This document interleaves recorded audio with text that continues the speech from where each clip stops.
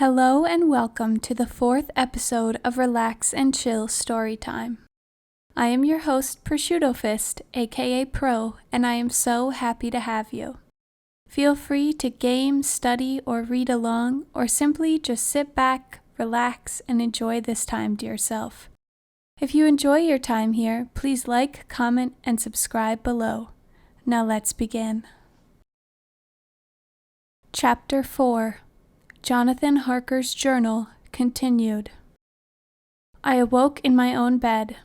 If it be that I had not dreamt, the Count must have carried me here.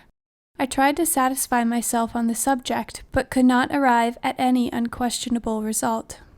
To be sure, there were certain small evidences, such as that my clothes were folded and laid by in a manner which was not my habit. My watch was still unwound, and I am rigorously accustomed to wind it the last thing before going to bed, and many such details. But these things are no proof, for they may have been evidences that my mind was not as usual, and, from some cause or another, I had certainly been much upset. I must watch for proof. Of one thing I am glad. If it was that the Count carried me here and undressed me, he must have been hurried in his task, for my pockets are intact. I am sure this diary would have been a mystery to him which he would have not brooked. He would have taken or destroyed it. As I look round this room, although it has been to me so full of fear, it is now a sort of sanctuary, for nothing can be more dreadful than those awful women who are, waiting to suck my blood. 18 May. I have been down to look at that room again in daylight, for I must know the truth. When I got to the doorway at the top of the stairs, I found it closed. It had been so forcibly driven against the jamb that part of the woodwork was splintered. I could see that the bolt of the lock had not been shot, but that the door is fastened from the inside. I fear it was no dream, and must act on this surmise. 19 May. I am surely in the toils. Last night the Count asked me in the suavest tones to write 3 letters, one saying that my work here was nearly done and that I should start for home within a few days, another that I was starting on the next morning from the time of the letter, and the third that I had left the castle and arrived at Bistritz. I would fain have rebelled, but I felt that in the present state of things it would be madness to quarrel openly with the Count whilst I am so absolutely in his power, and to refuse would be to excite his suspicion and to arouse his anger. He knows that I know too much, and that I must not live, lest I be dangerous to him. My only chance is to prolong my opportunities. Something may occur which will give me a chance to escape. I saw in his eyes something of that gathering wrath which was manifest when he hurled that fair woman from him. He explained to me that posts were few and uncertain, and that my writing now would ensure ease of mind to my friends.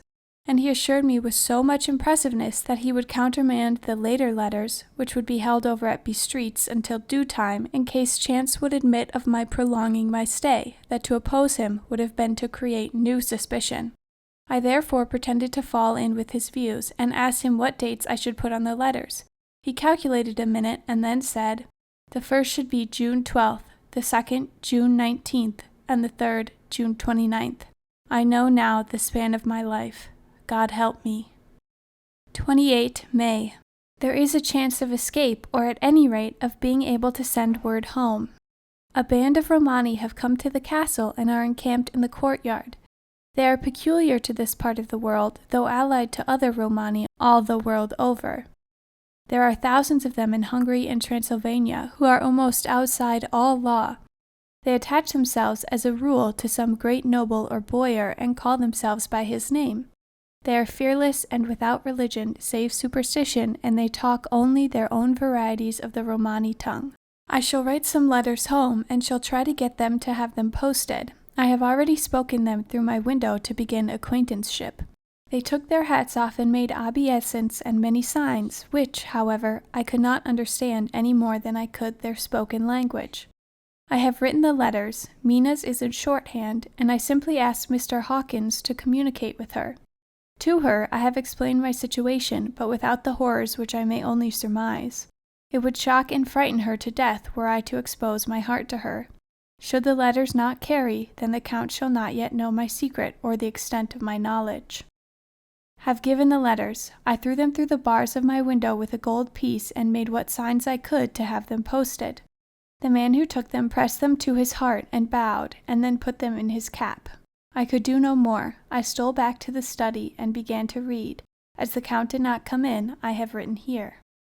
The Count has come. He sat down beside me and said in his smoothest voice as he opened 2 letters, "The Romani has given me these, of which, though I know not whence they come, I shall, of course, take care. See," he must have looked at it, "one is from you, and to my friend Peter Hawkins, the other—" Here he caught sight of strange symbols as he opened the envelope, and the dark look came into his face, and his eyes blazed wickedly. "The other is a vile thing, an outrage upon friendship and hospitality. It is not signed. Well, so it cannot matter to us." And he calmly held letter and envelope in the flame of the lamp till they were consumed. Then he went on, "The letter to Hawkins, that I shall, of course, send on, since it is yours. Your letters are sacred to me. Your pardon, my friend, that unknowingly I did break the seal. Will you not cover it again?" He held out the letter to me and with a courteous bow handed me a clean envelope. I could only redirect it and hand it to him in silence. When he went out of the room, I could hear the key turn softly. A minute later I went over and tried it. The door was locked. When an hour or 2 after, the Count came quietly into the room, his coming awakened me, for I had gone to sleep on the sofa. He was very courteous and very cheery in his manner, and seeing that I had been sleeping, he said, "So, my friend, you are tired? Get to bed. There is the surest rest. I may not have the pleasure to talk tonight, since there are many labors to me, but you will sleep, I pray." I passed to my room and went to bed, and strange to say, slept without dreaming. Despair has its own calms. 31 May.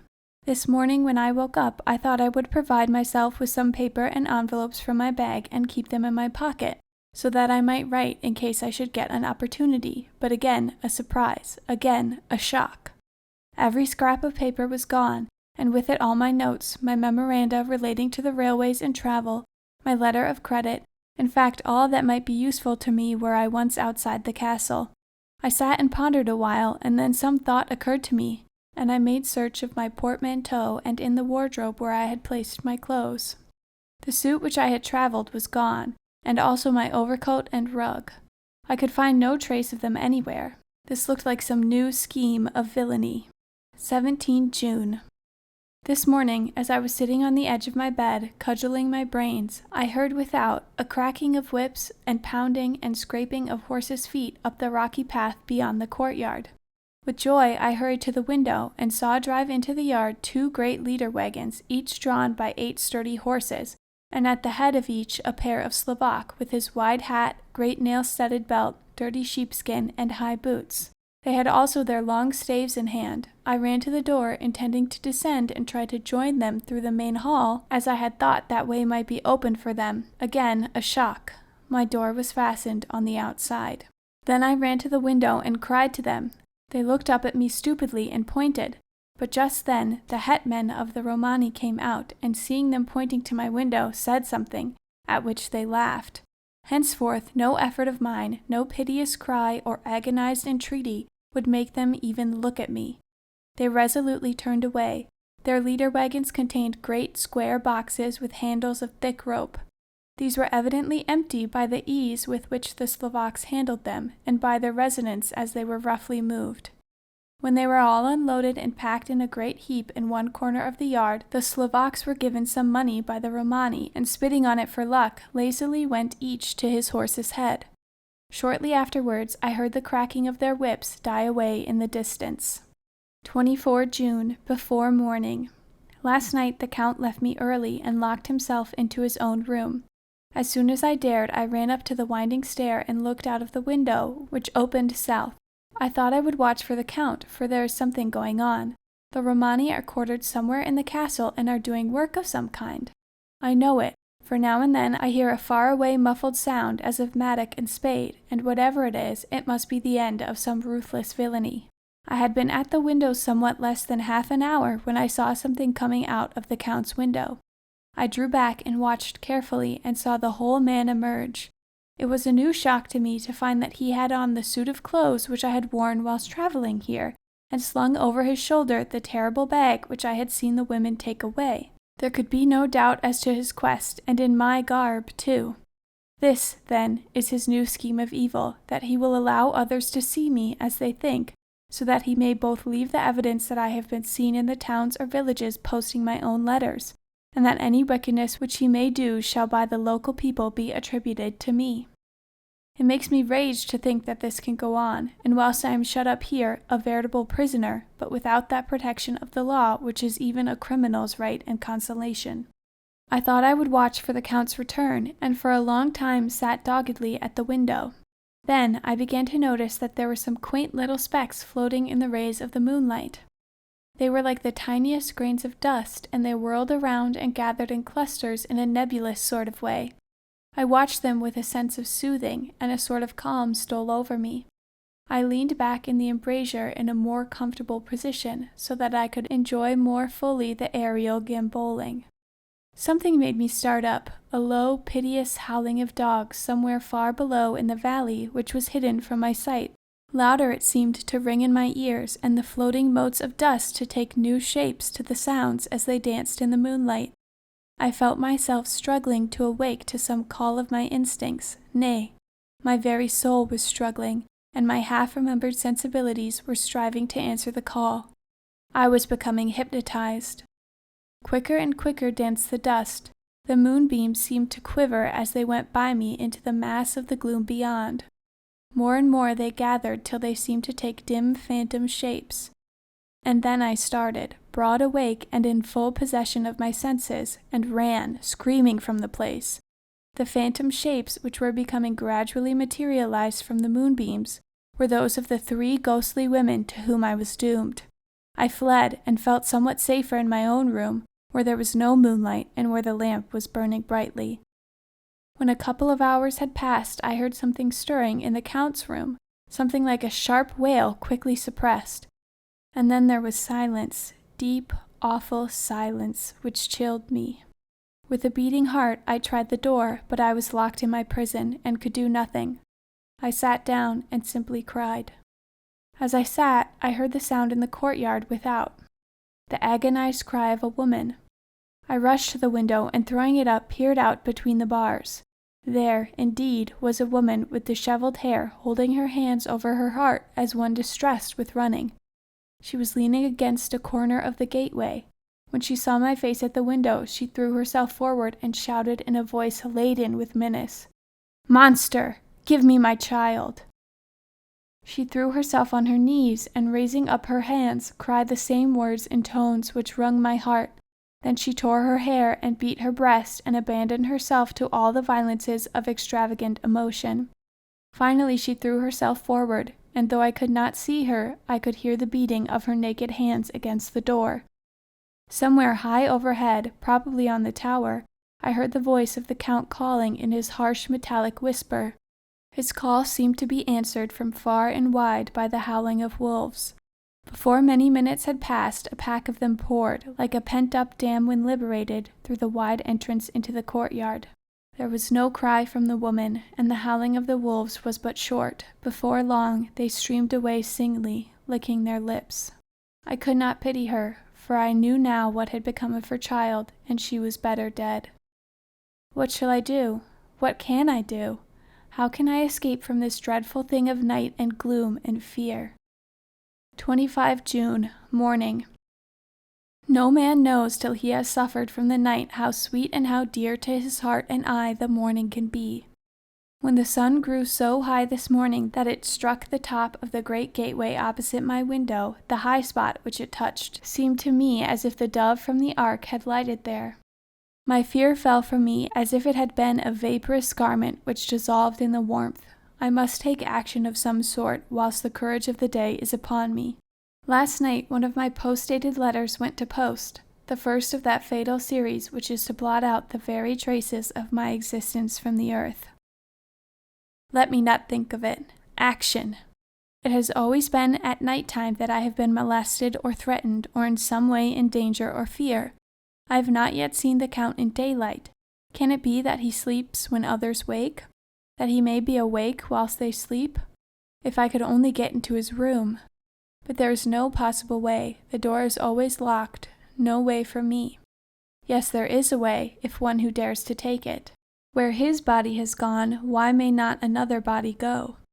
I have seen him crawl myself from this window. Why should not I imitate him and go in by his window? The chances are desperate, but my need is more desperate still. I shall risk it. At the worst, it can only be death.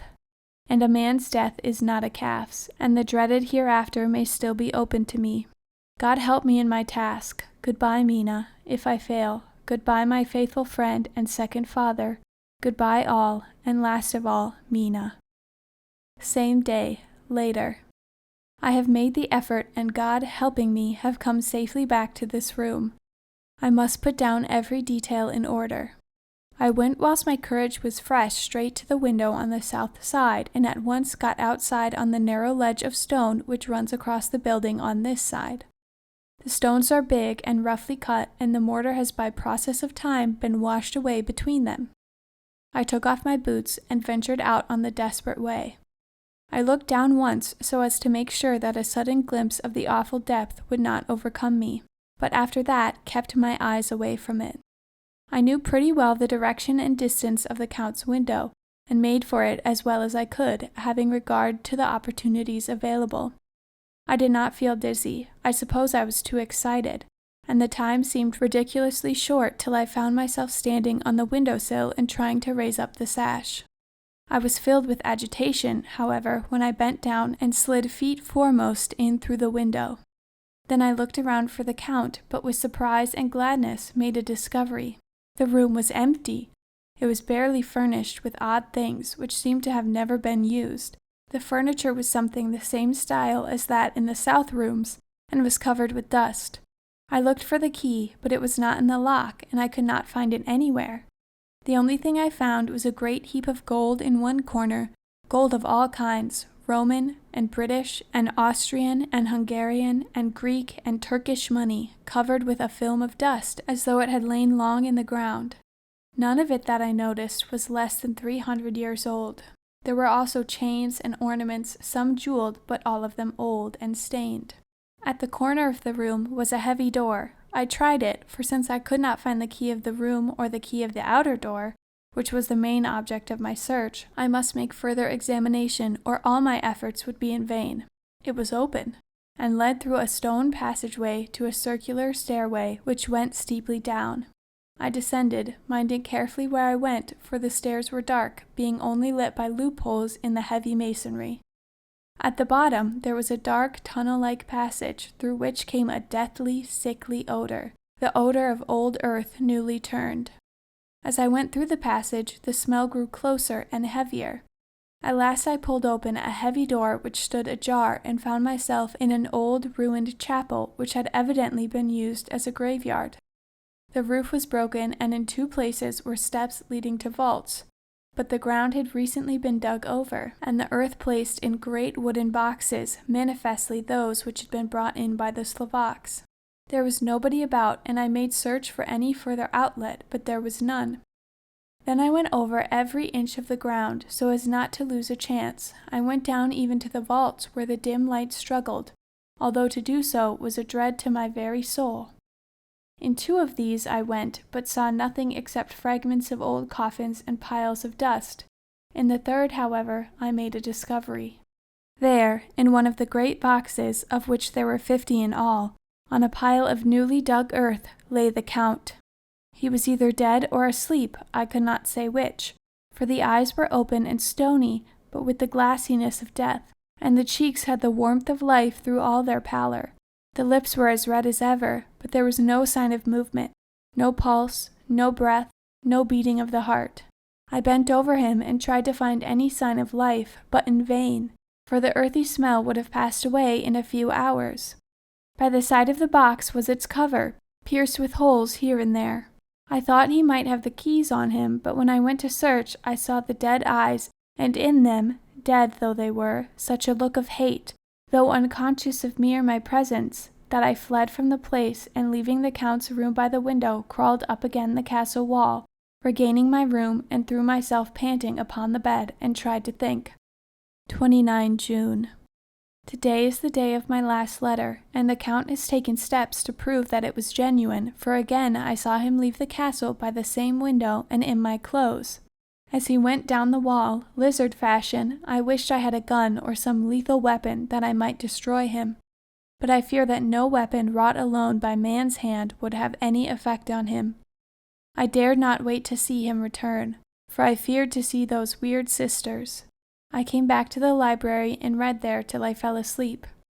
I was awakened by the Count, who looked at me grimly as a man can look, as he said, "Tomorrow, my friend, we must part. You return to your beautiful England. I, to some work which may have such an end that we may never meet. Your letter home has been dispatched. Tomorrow I shall not be here, but all shall be ready for your journey. In the morning come the Romani, who have some labors of their own here, and also come the Slovaks.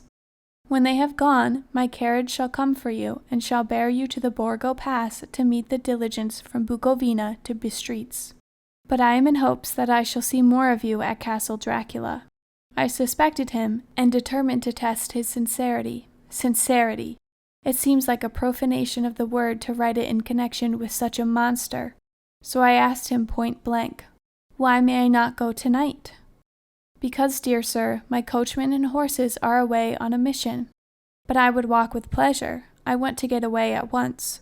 He smiled, such a soft, smooth, diabolical smile that I knew there was some trick behind his smoothness. He said, "And your baggage?" "I do not care about it. I can send for it some other time." The Count stood up and said, with a sweet courtesy which made me rub my eyes, it seemed so real, "You English have a saying which is close to my heart, for its spirit is that which rules over our boyars. Welcome the coming, speed the parting guest. Come with me, my dear young friend. Not an hour shall you wait in my house against your will, though sad I am at your going, and that you so suddenly desire it. Come."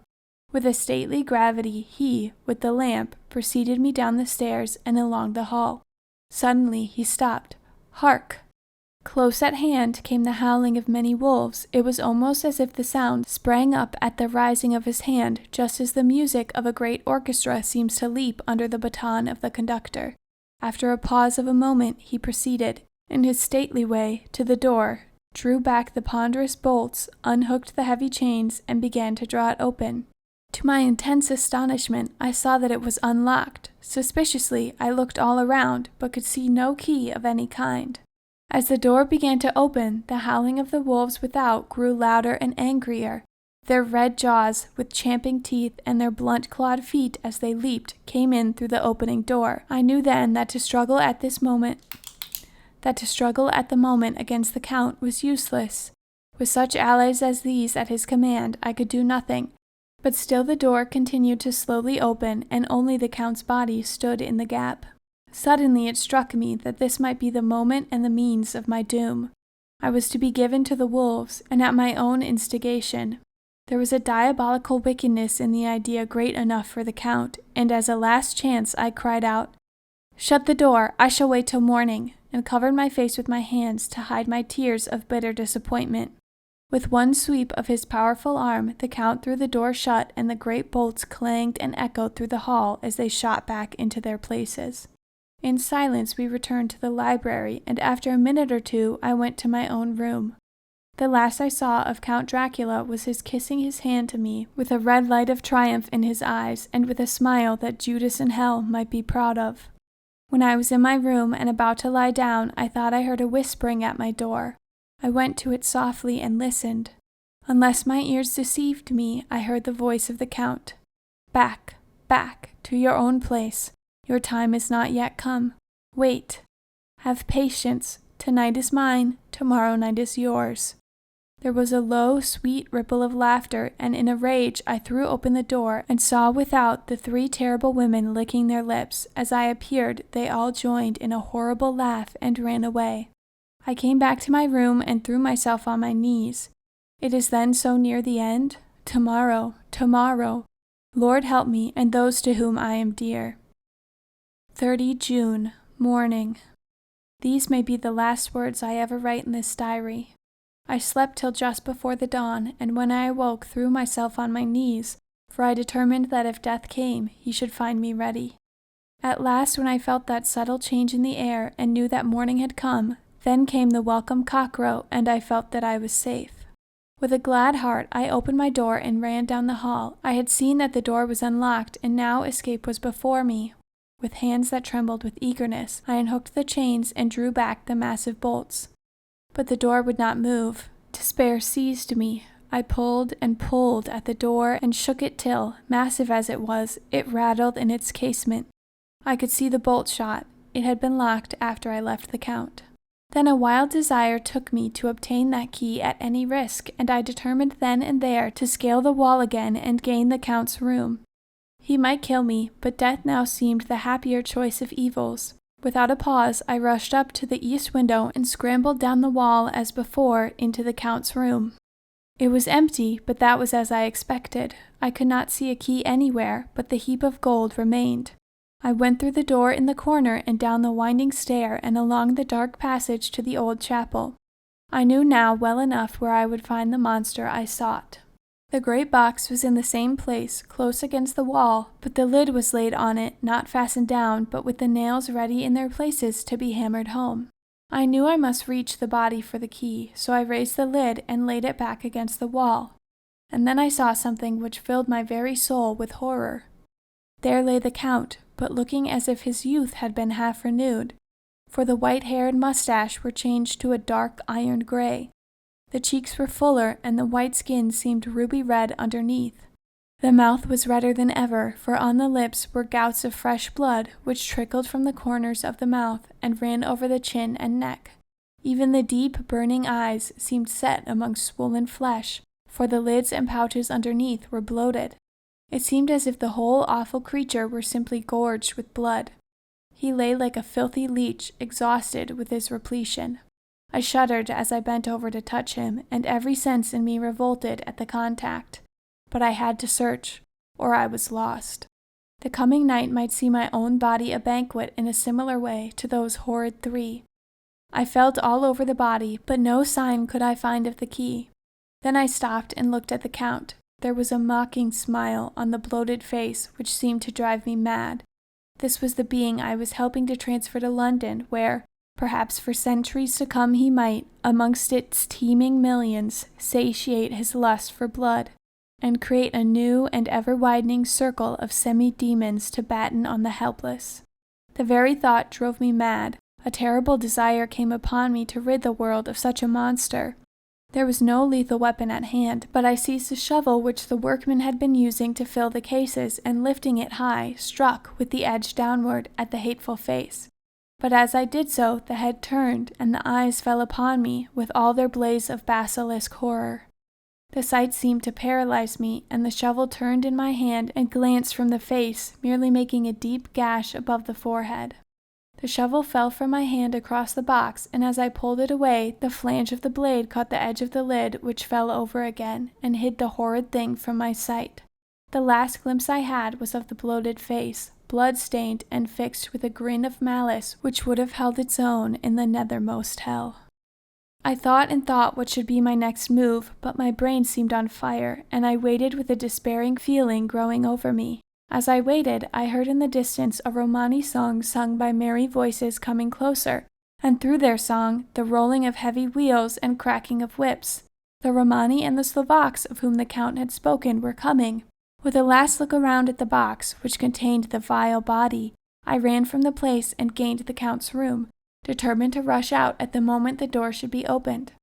With strained ears I listened and heard downstairs the grinding of the key in the great lock and the falling back of the heavy door. There must have been some other means of entry, or someone had a key for one of the locked doors. Then there came the sound of many feet tramping and dying away in some passage which sent up a clanging echo. I turned to run down again towards the vault where I might find the new entrance, but at the moment there seemed to come a violent puff of wind, and the door to the winding stair blew to with a shock that set the dust from the lintels flying. When I ran to push it open, I found that it was hopelessly fast. I was again a prisoner, and the net of doom was closing around me more closely. As I write, there is in the passage below a sound of many tramping feet and the crash of weights being set down heavily, doubtless the boxes and their freight of earth. There is a sound of hammering. It is the box being nailed down. Now I can hear the heavy feet tramping again along the hall, with many other idle feet coming behind them. The door is shut, and the chains rattle. There is a grinding of the key in the lock, and I can hear the key withdraw. Then another door opens and shuts. I hear the creaking of lock and bolt. Hark! In the courtyard down the rocky way, the roll of heavy wheels, the crack of whips, and the chorus of the Romani as they pass in the distance. I am alone in the castle with those awful women. Faugh! Mina is a woman, and there is naught in common. They are devils of the pit. I shall not remain alone with them. I shall try to scale the castle wall farther than I have yet attempted. I shall take some of the gold with me, lest I want it later. I may find a way from this dreadful place. And then away for home. Away to the quickest and nearest train. Away from this cursed spot, from this cursed land, where the devil and his children still walk with earthly feet. At least God's mercy is better than that of these monsters, and the precipice is steep and high. At its foot a man may sleep as a man. Goodbye all. Mina.